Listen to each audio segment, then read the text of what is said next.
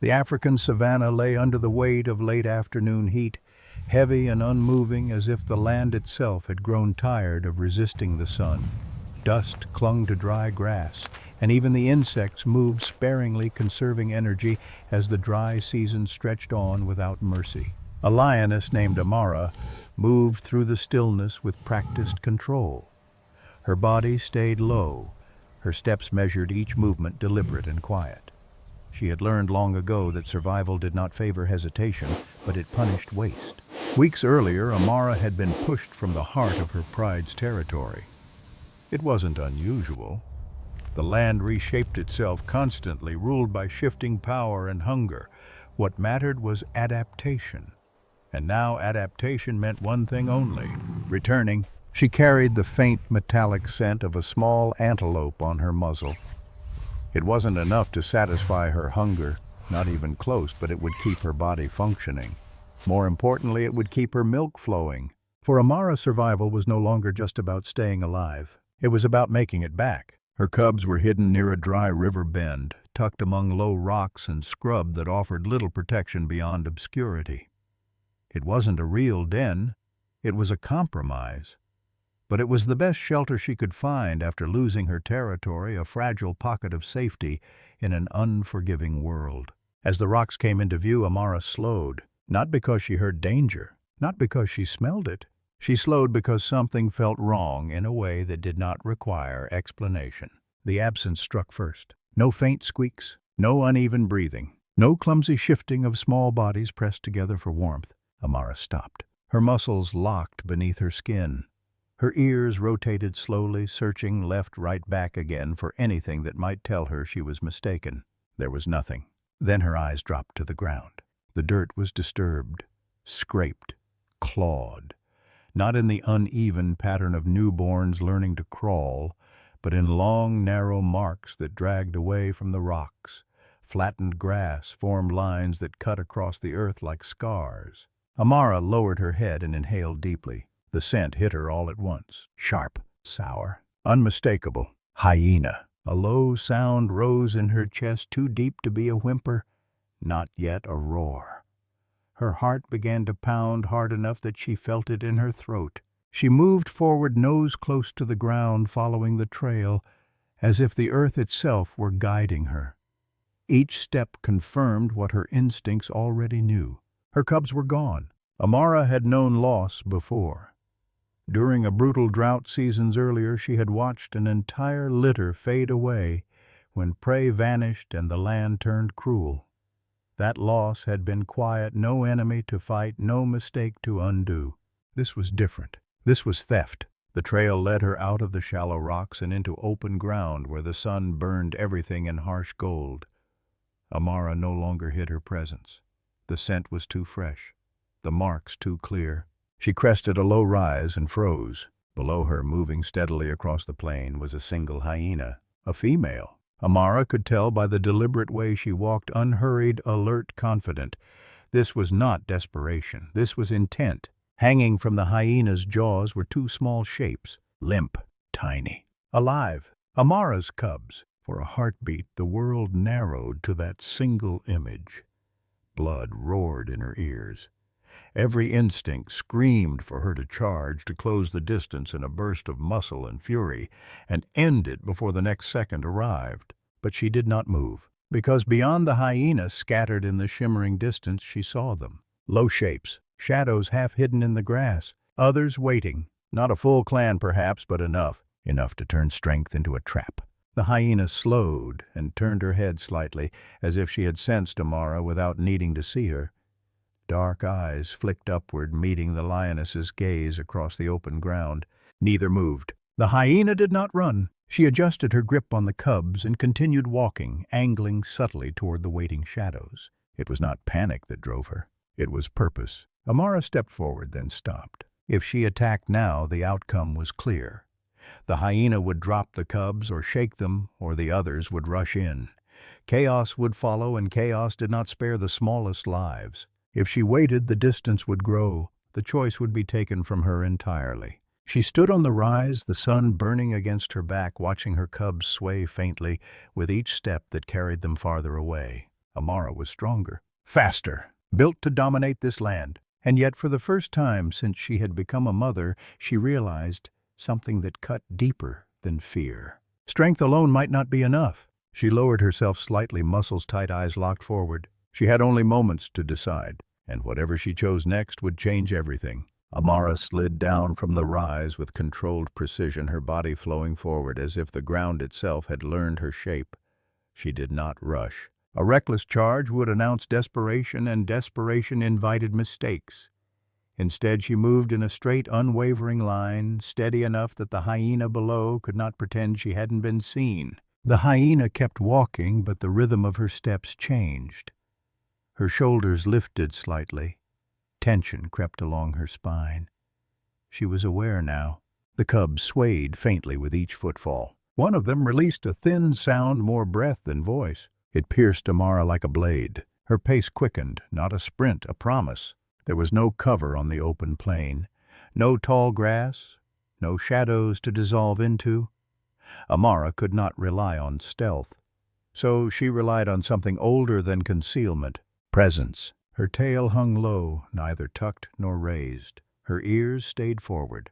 Her gaze never left the cubs. Then the grass to the left shifted. A second hyena rose into view. Then a third. They did not charge. They watched. They were spaced carefully apart, wide enough to look casual, close enough to become a trap, the instant she lunged. Amara recognized the formation immediately. A net. The lead hyena slowed and finally stopped. She turned her body sideways, positioning herself so Amara could see the cubs clearly while keeping her own flank guarded. The message was unmistakable. Look how close you are. Look how far you still cannot reach. Amara halted at a distance that felt wrong in her bones, too far to touch, too close to retreat. Her chest rose and fell in controlled breaths, each inhale carrying dust heat and the faint sweetness of milk beneath the sharp bite of hyena. The cubs were alive. That knowledge burned and soothed her at the same time. The hyena's eyes remained fixed on Amara. Her jaws tightened slightly around the cubs, not enough to injure them, but enough to remind Amara that she could. A low sound vibrated in the hyena's throat. Not laughter, not a bark. A warning shaped from breath. Behind her, another hyena shifted forward. A third lifted its head, lips pulling back just enough for teeth to catch the sun. They were waiting for Amara to do what lionesses always did. Attack! Amara's muscles coiled. Her forepaws pressed into the soil claws, half extended. She measured distance angles, reaction time. One explosive burst could close the gap. One strike could disrupt the hyena's focus. But her mind refused to stop at the first second. It leapt ahead. She saw the cubs dropped in panic. The others rushing in, dust exploding upward, bodies colliding, teeth snapping. In that chaos, the smallest mistake would end everything. Her throat tightened. She had fought hyenas before, many times. She knew their courage was not built on dominance, but endurance. They did not need to be stronger. They needed to be many. The wind shifted. Amara caught a new scent, faint but undeniable. More hyenas. Not here yet. Moving. A chill ran beneath her fur despite the heat. This was not an isolated theft. It was a passage, a corridor, leading her cubs toward numbers she could not overpower alone. The lead hyena held her ground, calm as stone. Amara's eyes returned to the cubs. Their paws twitched weakly. One small tail curled and uncurled, searching for a body that should have been there. Memory surged. Not hunger, but silence. The drought. The empty den. The way her first litter had gone still one by one while the world continued without notice. She had sworn then that if she ever had another chance, she would not lose them the same way. Yet here she stood again, facing a different kind of ending. The hyena adjusted her grip. For a heartbeat, Amara thought she might start walking again. Panic flared sharp and blinding. Amara took one slow step forward. Instantly, the hyenas in the grass reacted. Two closed the distance by several yards, not charging but tightening the net. Low-layered sounds passed between them, signals without words. Amara stopped. The air felt heavier. Even the light seemed to lean in. The lead hyena's gaze flicked briefly past Amara toward the open land behind her, as if checking for something. The glance was quick, but it mattered. Hyenas did not look away when they held power unless something else was moving. A thought surfaced, unwanted and unsettling. This hyena was not acting alone. She was guiding something toward a meeting point. Amara's ears caught distant sound grass, whispering a bird's call, and beneath it all the faint rising chatter of hyenas carried on the wind. Time was splitting in two directions. She had to act, but she had to act wisely. If force destroyed what she was trying to save, then force could not be the answer. Amara lifted her head and met the hyena's eyes, not with fury, but with calculation. The hyena's lips twitched almost into a smile. Not amusement. Recognition. She understood now that the lioness was thinking instead of attacking. And that was not how this encounter was supposed to unfold. The sun dipped lower shadows stretching long across the plain. Amara held her position muscles tight, breath controlled. The line between them remained unbroken. And in that fragile stillness the next choice waited to be made. Nothing moved fast anymore. The savannah was still, but the stillness wasn't peaceful. It was charged tight with intent, heavy with all the violence that had not yet happened. Amara stood facing the lead hyena. The space between them stretched like a rope pulled too tight. The cubs hung from the hyena's jaws, swaying slightly, their small bodies limp with exhaustion. Every twitch of their paws sent a shock through Amara's chest. She ran the distance again in her mind. One leap, two heartbeats, a burst of muscle. She could reach the hyena. She could strike. But she could not control what would happen in the instant after. The hyena's jaw could clamp down by reflex. A violent shake could happen without thought. The cubs could be dropped, trampled, snatched up by the others. Death did not care whether it was intentional. Amara drew in a deeper breath. The wind brought more than scent. It brought information. The faint hyena chatter she'd heard earlier was closer now, more distinct. Others were moving in from beyond the plain, drawn by sound and opportunity. The clock was not slowing for her. The lead hyena watched Amara with steady eyes, tracking every subtle shift of weight, every tightening of shoulder muscle, every flick of the tail. She was waiting for predictability. Predictable meant easy. Easy meant dead cubs. Behind the lead hyena, one of the others made a short, sharp sound, impatient, eager, hungry for the moment to break. The loose formation tightened again by inches. Not rushing. Not yet. But closing. Reminding Amara she was surrounded by possibility and consequence. Amara's claws pressed half out of the soil, then retracted again. Her body wanted one thing. Her mind demanded another. She remembered the drought from years earlier, not as a scene, but as a feeling, standing in the empty den with no enemy to fight, no throat to bite, no way to force the world to give back what it had taken. Rage had only made her tired. Rage had not changed the outcome. This was different. This had an enemy, but the enemy held her cubs like fragile currency. A shift in the lead hyena's posture caught Amara's attention. The hyena's shoulders were steady, but her breathing was faster than it needed to be. Her ears flicked backward and forward too often, checking not just Amara but the space behind her. The cubs were leverage, but they were also a burden. They limited the hyena's speed. They demanded attention. They made her vulnerable in ways she did not want to admit. A thought formed in Amara's mind, dangerous in its simplicity. The lead hyena did not want this to turn violent either. If she had, she would have forced it already. A hard shake, a mocking step toward the waiting group, a laugh to trigger the rush. Instead, she held the line. She was forcing Amara to decide, forcing her to be the one who broke the moment. Amara's breath slowed. She let her shoulders drop by the smallest visible fraction. She did not retreat. She did not lower her gaze, but she softened the posture that promised attack. The hyenas reacted, not by charging, by hesitating. Their formation wavered for a heartbeat, as if they had been trained to respond to violence and didn't know what to do with restraint. The lead hyena's ears flattened briefly, irritation, not fear. Her confidence had depended on the lioness being predictable. Now it was being challenged by something stranger than strength. Refusal. Amara took one careful step forward, then stopped herself before crossing the invisible edge that would trigger the net to snap tight. She held that distance like a boundary drawn in dust. The hyenas behind the lead female advanced a few yards in response. One more step and this becomes something else. Amara understood. She could feel her cubs' lives balanced on that thin edge, fragile as dew. If she crossed it, chaos would come. If she stayed behind it, the hyena could carry them away. No option was clean. So Amara did something that did not belong in this moment. She sat down, not abruptly, not weakly. She folded her hind legs beneath her with deliberate calm, her spine straight, her head level. Her tail rested loose against the dust. A lioness sitting in the middle of a standoff made no sense. It erased speed. It erased threat. It rewrote the language of the encounter. The effect was instant. The lead hyena froze as if she had run into an invisible wall. One of the hyenas behind her halted mid-step. Another turned its head as if searching for a signal that hadn't been given. Amara remained still. Her chest rose and fell in slow, steady breaths.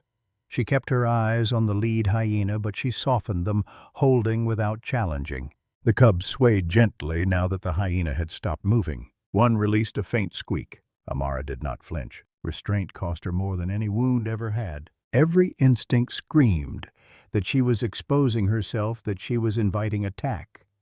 Sitting made her vulnerable in the ways predators are trained never to be. And yet she stayed. The lead hyena's jaw flexed around the cubs, uncertain.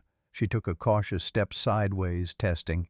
Amara did nothing. The sun dipped lower, turning the air into molten gold. Heat shimmered between them, blurring edges.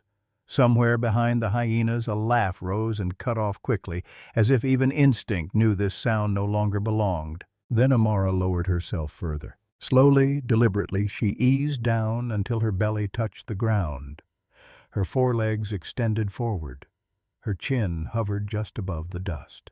In this position, her throat and abdomen, her most vulnerable places, were exposed. This was not surrender. It was trust without guarantee. An unspoken declaration. I will not be the first to break this moment. The lead hyena's eyes widened slightly. She stepped back half a pace without realizing she had done it. The cub slid lower in her jaws, almost brushing the ground.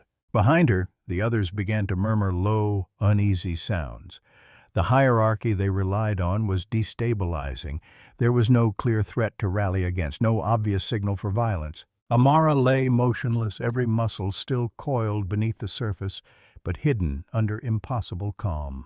She breathed and waited. The silence stretched until it felt heavy enough to press against the chest. Amara lay against the earth, her body long and still, breath slow and deliberate. Dust warmed beneath her chin with each exhale. She did not blink. She did not move. The savannah seemed to lean inward, waiting to see which instinct would win. Across from her, the lead hyena stood rigid, the cubs hanging from her jaws like fragile weights. Her ears flicked back and forth, her breathing louder now, faster. This was no longer a moment of control. It was a moment of uncertainty. Behind her, one of the other hyenas shifted its paws in the grass. The sound was small. It echoed anyway. The cub stirred weakly. One paw twitched, scraping faintly against the dust. The other cub made a thin, broken sound, more air than voice. Amara felt it tear through her. She did not rise. Her instincts burned, demanding motion, demanding resolution. She forced herself to stay heavy against the ground. This moment could not survive impatience. The lead hyena lowered her head slightly, not in threat, in hesitation. For the first time since the encounter began, her grip loosened. The cubs slid lower, gravity doing what teeth did not. Their paws brushed the earth. Amara's heart slammed so hard it felt visible beneath her ribs. Still she stayed. The hyena's jaw opened. The cubs dropped. They hit the ground with soft, dull thumps. One rolled awkwardly onto its side legs, flailing for a second before stilling in confusion. The other lay motionless for a heartbeat too long before wriggling weakly and lifting its head as if searching for something it could not see. Amara's body surged forward on instinct. She stopped herself by will alone. The hyena reacted instantly. She stepped forward, placing herself between Amara and the cubs, her posture snapping back into sharp authority. Her message was clear without sound. If you rush now, everything ends. The hyenas behind her tightened their formation, tension rising like a spark waiting for fuel. Amara stayed where she was, her ears angled forward, her eyes softened further, no longer fixed on teeth or claws, but on the space between them, the narrow strip of ground where everything balanced. She lowered her head until her chin touched the earth. The movement was small. The meaning was enormous. The lead hyena froze. No lion had ever done this to her before. No predator had chosen vulnerability in the center of a confrontation like this. The rules she relied on, escalation, dominance, fear, were failing. One of the cubs began to crawl. Its movements were clumsy and uncoordinated, driven by nothing but instinct. Tiny claws scraped weakly at the dirt as it dragged itself forward, stopping often to gasp for breath. The distance was still too far. The effort enormous, but the direction was unmistakable. Toward its mother. The hyenas behind the lead female fell silent. Amara felt something tighten behind her eyes, hot and unbearable. She did not move. This moment was not about taking. It was about being allowed. The lead hyena's shoulders slumped by a fraction. Her head lowered not in defeat, but in conflict. She took one step back, then another. Creating space instead of closing it, the balance shifted. Violence was no longer inevitable. Amara remained pressed to the ground, her body open, her choice unbroken. The savannah itself seemed to hesitate, as if reconsidering the next rule it was about to enforce. What had been a standoff shaped by instinct now trembled with something unfamiliar. Possibility? The cub collapsed just short of where Amara could reach. Its small chest fluttered, breaths thin and uneven, each one a fragile insistence on continuing. Dust clung to its damp fur, tracing the desperate lines its paws had carved into the ground before strength failed. Amara felt the pull tear through her, sharp, overwhelming. She did not rise. She did not step forward. Instead, she made a sound. It was low and soft, barely more than vibration. A sound shaped by darkness and closeness, by nights pressed against newborn bodies while storms passed overhead. It carried no command and no threat. Only recognition. The cub stilled. Its head lifted weakly, angling toward the sound before sinking again. The second cub twitched where it lay farther back, a faint response rippling through its small body. The lead hyena flinched. The sound had not been meant for her yet. It reached her all the same, cutting across learned reflexes and striking something older. Her jaw slackened. Her posture shifted, the rigid line of authority bending under weight she had not expected to feel. Behind her, a younger hyena took a tentative step forward. Too eager, the lead hyena snapped her head around and released a sharp, unmistakable warning. It was not loud, but it was absolute. The younger hyena froze and retreated, confusion and hunger flickering across its face. Control held. Amara watched without reacting.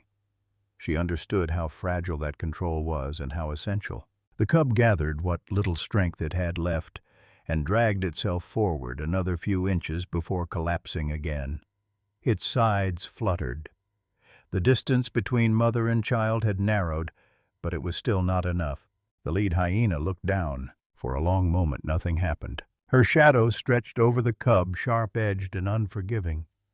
Amara's muscles trembled beneath her skin, restraint burning hotter than any charge ever had. Slowly, the hyena lowered her head. Her muzzle hovered inches above the cub. Teeth caught the light. Warm breath brushed its fur. The cub released a faint, broken sound, neither cry nor plea, but something older. A signal meant for any being capable of recognizing vulnerability. Amara's breath caught. This was the edge. One wrong movement, one surge of impatience, and everything would collapse. Amara forced herself to stay heavy against the ground, her gaze fixed not on teeth or threat, but on the narrow strip of earth between them. The hyena inhaled sharply. Her ears flattened, then lifted again. Conflict spilled into her posture, tension in the neck, stiffness in the limbs. Then she shifted her muzzle. She nudged the cub, not hard, not dismissively. She pushed it sideways away from herself and toward Amara. The cub rolled once, then twice, stopping closer than before. It released a weak sound and tried to crawl again, renewed by proximity. The hyenas behind the lead female erupted into low, agitated murmurs. Confusion rippled through the group, hunger clashing with uncertainty. Amara did not rise. She made the sound again, soft, steady, unmistakably maternal. The cub responded, inching forward until it reached the stretch of Amara's foreleg lying in the dust. Only then did Amara move. She lifted her paw just enough to curl it around the cub's small body, not pulling it close, not yet, just touching, anchoring. Her body remained low, her throat and belly stayed exposed. The message was clear. I will not betray this moment. The lead hyena watched, breathing uneven now. The second cub stirred farther back, its movements slower, less certain. Tension surged again, sharper this time. Several eyes behind the lead hyena locked onto the weaker cub. Opportunity shimmered there, raw and tempting. The lead hyena sensed it instantly. She turned and placed herself squarely between the others and the cub, her posture snapping back into hard authority. Her jaws parted in a silent threat. Not this one. Not now. Amara felt understanding settle deep in her chest. This was no longer a simple exchange. A line had been crossed, one that could not be erased. The lead hyena looked back at Amara.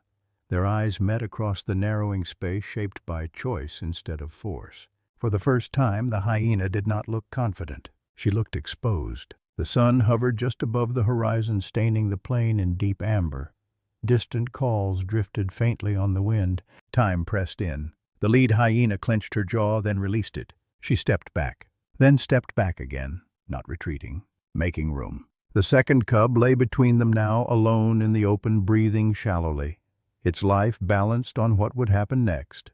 Amara stayed where she was, one cub warm beneath her paw, her body still low, still open. She did not move to claim the second cub. Not yet, because now the next choice did not belong to her alone. The space between them felt thinner now, like a membrane stretched to its limit. Amara lay motionless, one cub secured beneath her paw, its small body warm and real against her skin. The other lay several yards away, alone in the open, its breathing shallow and uneven. Each rise of its chest came slower than the last, as if even the effort to live was becoming too heavy. Amara saw it at once. This cub was weaker. Whatever it had endured while being carried, the heat, the fear, the exhaustion, it had taken more from this one than from its sibling. The knowledge pressed hard against Amara's restraint, threatening to tear it apart from the inside. She did not move. Across from her, the lead hyena lowered her head again. This time there was no challenge in the motion, no warning. She nudged the cub, gently adjusting its position so it lay on its side instead of flat against the ground. It was a careful movement, precise, the kind of attention given to bodies too fragile to survive mistakes. Amara felt her throat tighten as she watched. Behind the lead hyena, restlessness surged. Hunger sharpened the air. One of the younger hyenas edged forward, eyes fixed on the small, faltering body lying unprotected in the dust. The lead hyena reacted instantly. She turned sharply, teeth flashing, not in attack but in command. The message snapped into place with absolute clarity. Stop. The younger hyena froze, then backed away. Authority held. Amara understood the cost of that choice even before it was paid. This was no longer hesitation.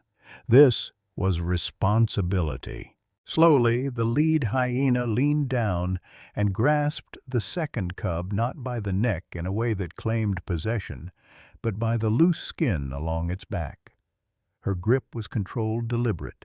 She lifted the cub only a few inches off the ground. Then she stepped forward, not toward her clan, toward Amara. Each step was measured. She stopped just short of Amara's reach and lowered the cub, placing it closer than before. The cub let out a faint sound and went still, completely spent. The savannah seemed to lean inward. Amara did not rise. She did not reach. Her restraint trembled, but it held. The hyena stepped back again, creating space, not retreating, but offering. The second cub now lay within a narrow crossing of open ground, close enough for warmth and scent to travel clearly between mother and child. Amara lowered her head and released the soft call again. This time it trembled. The cub responded weakly, dragging itself forward inch by inch. It did not make it far. Its strength failed quickly, and it collapsed once more, sides fluttering. The light was fading fast. The sun slipped below the horizon, leaving the land washed in deep blue and bruised purple. Darkness crept in, bringing with it danger, misread movement, uncontrolled reactions, chaos neither of them could afford. The lead hyena glanced toward the distant grass. Faint calls drifted on the wind, others farther out, drawn by sound and scent. time was closing. She made her decision. The hyena stepped forward again, closing the distance not to Amara, but to the cub. She lifted it carefully and carried it the remaining steps, lowering it within reach of Amara's outstretched foreleg. The cub whimpered softly. Amara's paw curved around it. At last! She gathered both cubs against her chest, shielding them with her body. But she stayed low. She did not stand. She did not turn away. Her vulnerability remained visible, deliberate. The lead hyena exhaled sharply, the sound heavy with release. Behind her, agitation erupted. Confusion fractured into sharp calls that cut through the darkening air. This was not how the hunt was meant to end, not how power was supposed to move. The hyena turned away from Amara and faced her clan. Her posture hardened authority settling around her like armor. She answered the rising noise with a series of sharp, controlled sounds, final unyielding. One by one the hyenas backed away, melting into the night. The lead hyena lingered. She looked once at Amara, then at the two cubs pressed safely against her. The moment stretched, weighted with things neither could name. Then she turned and disappeared into the darkness. Amara remained where she was long after the last sound faded. Only when the land settled into deeper quiet did she rise. Carefully she carried her cubs back toward the rocks, licking them methodically, checking grounding, reclaiming them with scent and touch. The stronger cub nestled close, already calming. The weaker one shuddered faintly, its breathing still uneven but steadier than before. Amara positioned herself around them, blocking the entrance with her body. She did not sleep, and when the moon climbed high enough to silver the plain, she heard it. Footsteps. Not many, just two. Amara lifted her head slowly as the footsteps approached. Not hurried, not careless, measured. Her body remained curved protectively around her cub's muscles, tightening beneath her skin. The night lay quiet, an open moonlight thinning the shadows into long, pale shapes that stretched across the ground. From beyond the rocks a figure emerged, the lead hyena. She was not alone. At her side moved a smaller shape, unsteady, narrow, keeping close to her leg. A hyena cub, young and unsure its scent, sharp with fear and inexperience. Amara felt the weight of the moment settle into her chest. The adult hyena stopped at the edge of the rocks far enough to avoid provoking instinct, close enough to be seen clearly. She did not bare her teeth. She did not lower her head. She sat, mirroring the posture Amara had chosen earlier. Then with a gentle nudge of her muzzle she guided her cub forward. The young hyena stumbled a step and froze, eyes darting between the two larger bodies that defined its world. One familiar, one terrifying by instinct alone. A small whine slipped from its throat as it pressed closer to its mother. Amara understood immediately. This was not an offering. It was a question. I trusted you. Now you must choose. The answer could have been simple. One movement, one strike. The balance of loss corrected in the most ancient way the savannah knew. Amara did not move. Instead, she lowered her head and released the same soft sound she used for her own cubs, low, steady, without threat or promise. It was not meant to draw the young hyena closer. It was meant to do nothing at all. The hyena cub stiffened, confused. It did not flee. It did not advance. It waited. Minutes stretched heavy and fragile. Amara's muscles ached from restraint. Every instinct urged her to end the uncertainty with force. She let the urge pass. Mercy, she understood now, could not be conditional. Trust could not flicker on and off without consequence. The adult hyena watched Amara closely, searching for deception. Finding none, something in her posture eased. She nudged her cub back with a quiet motion of her muzzle, then stood and placed herself squarely between Amara and the young hyena. The message was clear. The question had been asked. The answer had been given. The hyena turned away first, guiding her cub into the darkness. She did not run. She did not look back. Her steps were slow and deliberate, carrying the weight of what had been risked. Amara watched until both shapes dissolved into shadow. Only then did she exhale. The relief was brief. From far across the plain, voices rose, fractured, restless calls that carried dissatisfaction rather than unity. The clan would not accept this choice without consequence. Amara listened, understanding settling heavily within her. Mercy in the wild did not erase cost. It redirected it. She tightened her body around her cubs as the night deepened, guarding warmth, guarding breath, while above her the stars burned cold and indifferent, unchanged by the quiet decision that had just reshaped everything. The night did not soften after the hyena vanished. It tightened. From far across the plain, voices rose, uneven, overlapping calls that carried frustration instead of unity. They weren't the clean signals of a coordinated hunt. They were the sounds of a hierarchy disturbed of rules bent too far and now snapping back. Amara listened without lifting her head. Her body curved around her cubs, a living barrier. The stronger ones slept in short, twitching bursts. The weaker cubs' breathing remained shallow but steady. Each breath a fragile victory, Amara counted, without realizing she was doing it. The calls drifted closer, then farther away, searching, arguing, somewhere in that darkness. The hyena who had returned was no longer shielded by certainty or numbers. Amara understood that as clearly as she understood hunger. The savannah tolerated many things. Indecision was not one of them. Hours passed. The moon climbed higher, bleaching the land pale. Amara did not sleep.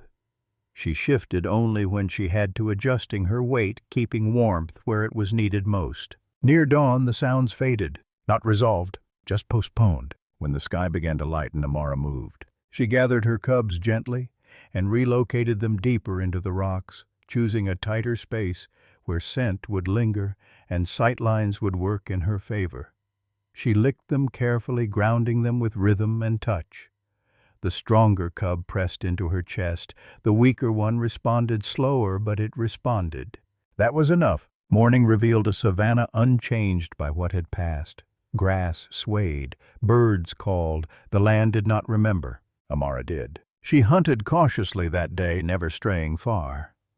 The kill was small, a hare taken with patience rather than force, but she ate only what she needed before returning. Milk came slowly, reluctantly, but it came. By midday, the weaker cub's breathing had evened. Its eyes stayed open longer. Strength returned not in bursts, but in persistence. As the heat rose, a scent stopped Amara cold. Hyena. Close, but not advancing. She turned her head just enough to see movement at the edge of the plain. The lead hyena stood alone. Her posture was different now, no swagger, no confidence borrowed from numbers. A dark smear marked her shoulder where fur clumped unnaturally.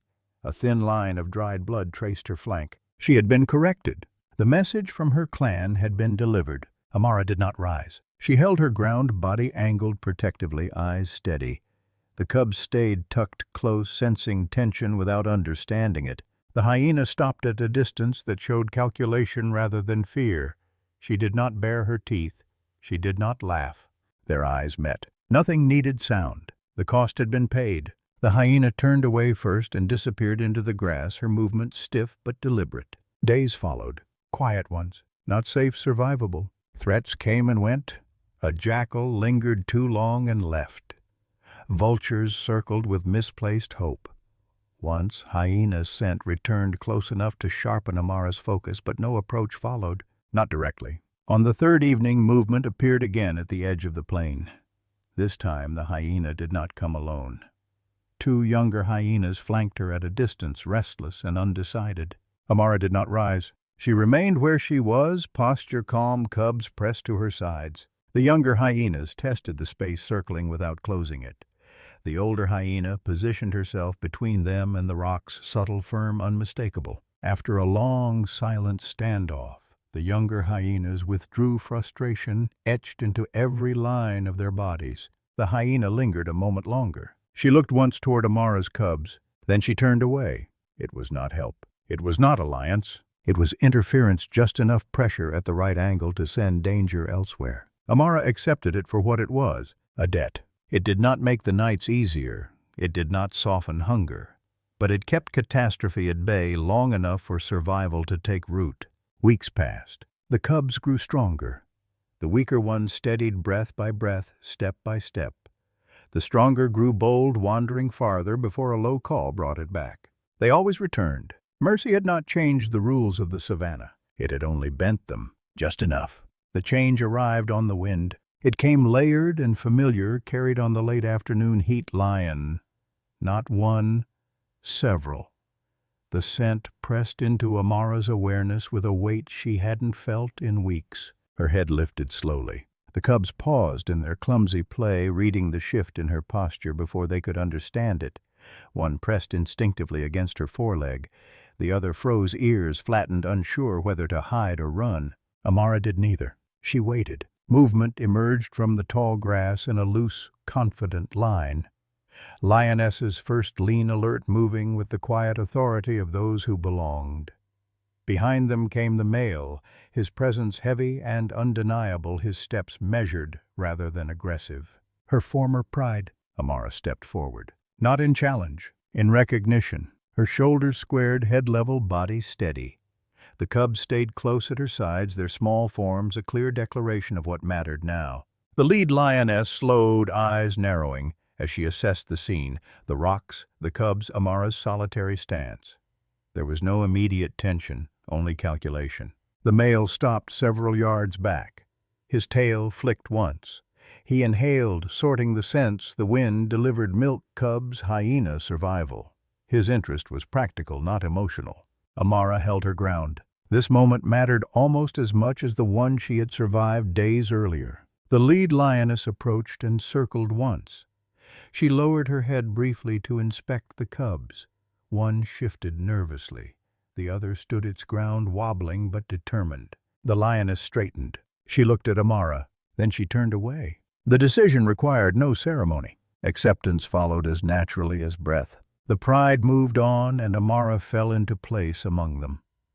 The cubs weaved awkwardly between familiar bodies, their small steps adjusting to the shared rhythm of movement and protection. That night they slept deeper than they ever had. Amara did not. Memory had sharpened her senses. Strength had returned to her world, but it no longer meant what it once had. Days blended into weeks. The cubs grew leaner, taller, more certain of their limbs. Curiosity replaced hesitation. Sometimes they strayed too far, and Amara would call them back with a low sound that cut cleanly through the air. They always returned. At the edges of the pride's territory, boundaries blurred. Encounters became inevitable. It was in one of those shared spaces that Amara saw her again. The hyena stood alone near a line of scrub brush, her silhouette sharp against the fading light. She was thinner now. Pale scars traced her coat where wounds had healed without mercy. She did not advance. She did not flee. She stopped. The pride tensed behind Amara, bodies angling forward, ready. One signal from her would have sent them surging ahead in coordinated violence. Amara did not give it. She stepped half a pace forward and stopped. Her posture was neutral, neither submissive nor aggressive. The cubs pressed closer to her side, sensing gravity without understanding it. The hyena met her gaze across the open ground. There was no fear there, no challenge, only recognition. They stood like that for a long moment. No clan appeared. No calls rose. This was not a moment meant to escalate. Finally, the hyena turned away. She did not hurry. She did not look back. She disappeared into the tall grass as quietly as she had come. The pride shifted uncertain. Then the moment passed, absorbed by the larger flow of hunger, movement, and need. Amara stepped back into place among them. The cubs nudged her legs, eager and unaware of what had almost been asked of her. Seasons changed. One cub would someday be driven out, pushed toward a future shaped by distance and hunger. The other would stay, weaving her life into the fabric of the pride. Amara watched them with the quiet intensity of one who understood how temporary safety truly was. Sometimes when the heat loosened its grip and the sky burned red and gold, Amara would lift her head and scan the horizon. She did not expect to see the hyena again. And yet occasionally she did, far off, indistinct, a presence more felt than confirmed. Never close enough to threaten, never absent enough to forget. The rules of the savannah had not changed. Lions still hunted, hyenas still endured. But something subtle remained, a narrow space carved by choice instead of force. And Amara carried it with her long after danger had passed. This story reminds us that strength is not always measured by force. In the wild, survival often rewards aggression, speed, and dominance, but moments of restraint can be just as powerful. Amara's choice did not change the rules of nature, nor did it turn enemies into allies. What it did was create a narrow space where life could continue when violence would have ended it. The lesson is not that mercy is easy or without cost, but that conscious decisions, even under extreme pressure, can redirect outcomes. Whether in nature or in human life, the ability to pause, think, and choose wisely can shape destinies in ways raw power never can.